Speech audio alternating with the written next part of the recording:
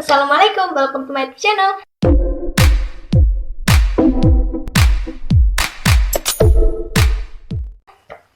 Jadi di video kali ini aku mau nyeritain kisah-kisah misteri lagi yang katanya pernah terjadi di Rumah Sakit Dharma Medika. Tapi sebelumnya jangan lupa untuk klik tombol subscribe yang ada di bawah, dan jangan lupa juga untuk nyalain lonceng notifikasinya biar kalian gak ketinggalan video-video terbaru dari channel aku ini. Jadi Rumah Sakit Dharma Medika ini berada di Kabupaten Tulungagung, Provinsi Jawa Timur.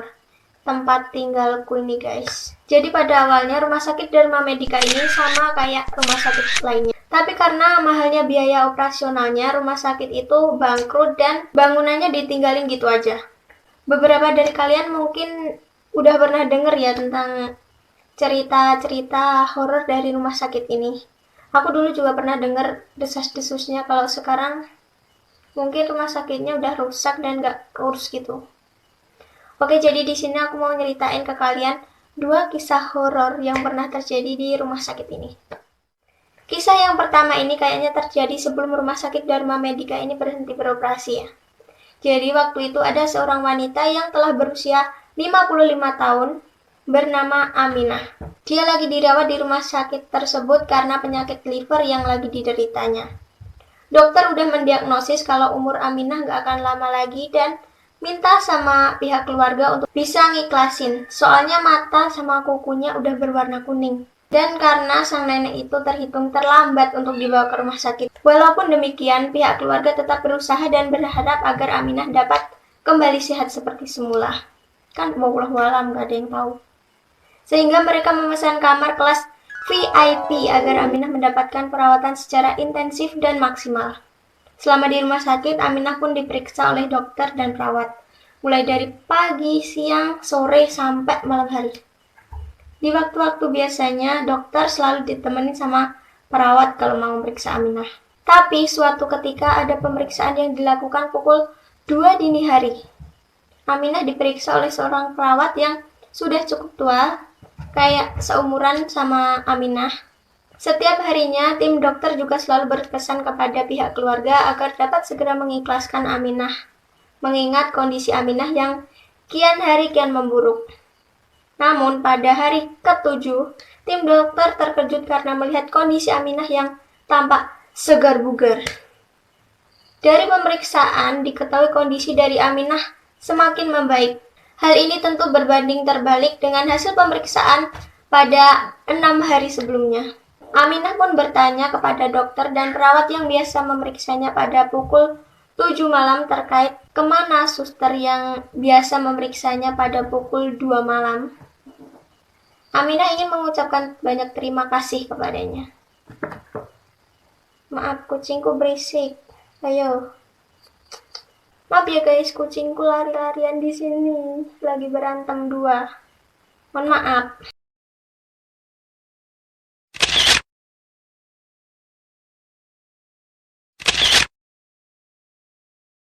Oke, lanjut. Mendengar ucapan tersebut, dokter dan perawat sangat terkejut. Karena sesuai dengan jadwal rumah sakit, gak ada pemeriksaan yang dilakukan pada pukul 2 dini hari. Lantaran pemeriksaan maksimal tidak lebih dari tengah malam. Terlebih tidak ada perawat di rumah sakit tersebut yang berusia 55 tahun. Semua dokter dan perawat di rumah sakit itu rata-rata masih cukup muda. Ya kayak gak ada gitu yang udah tua. Pokoknya rata-rata masih muda-muda. Seketika suasana berubah hening dan merinding karena pada saat itu waktu pukul menunjukkan pukul 7 malam. Terlebih ketika Aminah berkata bahwa perawat yang sudah tua itu selalu datang dari arah selatan. Bukanlah ruang perawat, melainkan kamar mayat. Astagfirullahaladzim. Kok rada ngerti ya? Kucing. Datangnya dari arah kamar mayat. Oke, menurut kalian gimana? Sekarang kisah yang kedua, ini dialamin sama sepasang suami istri. Ceritanya, sang istri yang mau lahiran ngira kalau rumah sakit tersebut beroperasi layaknya rumah sakit biasa.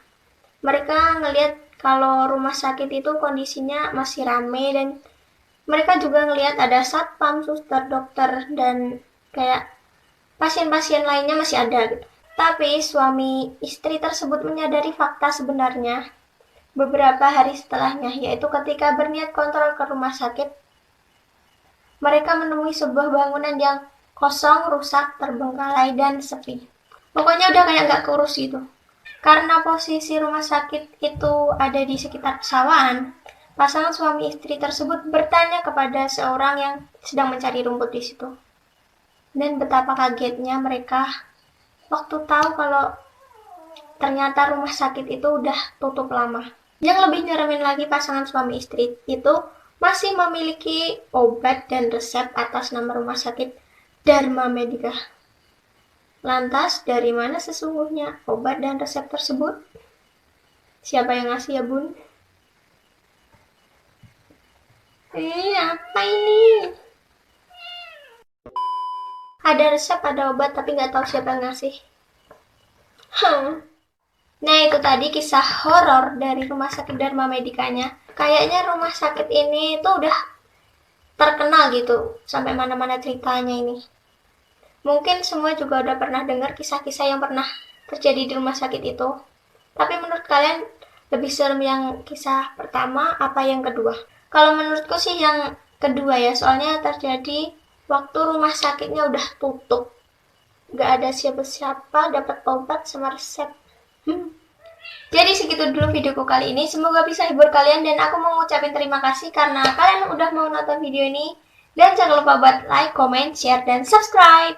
Sampai jumpa di video aku selanjutnya. Assalamualaikum. Dadah.